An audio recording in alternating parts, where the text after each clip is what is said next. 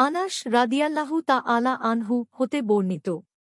তিনি বলেন, রাসূলুল্লাহ সাল্লাল্লাহু আলাইহি ওয়াসাল্লাম বলেছেন, বান্দাকে যখন কবরে রেখে তার সঙ্গীগণ, আত্মীয়স্বজন, পরিবার-পরিজন, বন্ধু-বান্ধব সেখান থেকে চলে আসে, আর তখনও সে তাদের জুতার শব্দ শুনতে পায়।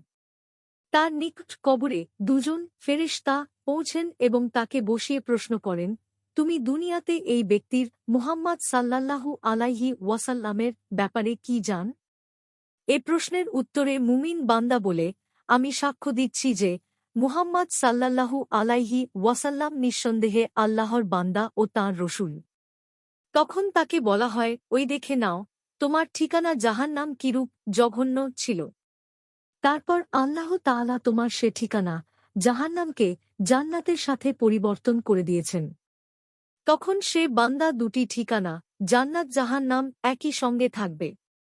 কিন্তু মুনাফিক ও কাফিরকে যখন জিজ্ঞেস করা হয়, দুনিয়াতে এ ব্যক্তি মুহাম্মদ সাল্লাল্লাহু আলাইহি ওয়াসাল্লাম সম্পর্কে তুমি কি ধারণা পোষণ করতে? তখন সে উত্তর দেয়, আমি বলতে পারি না প্রকৃত সত্য কি ছিল।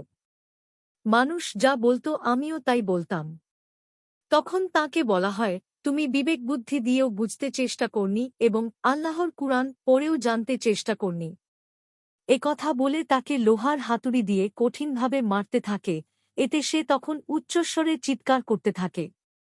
এই চিৎকারের শব্দ পৃথিবীর জিন আর মানুষ ছাড়া নিকটস্থ সকলেই শুনতে পায়। বুখারী 1374, মুসলিম 2870, নাসাই 2051, আহমদ 12271, সহিহ ইবনু হিব্বান 3120, সহিহ আল জামি 1675, সহিহ আত-তারগিব 3555, মিশকাতুল মাসাবিহ 126। হাদিসটির মান সহিহ।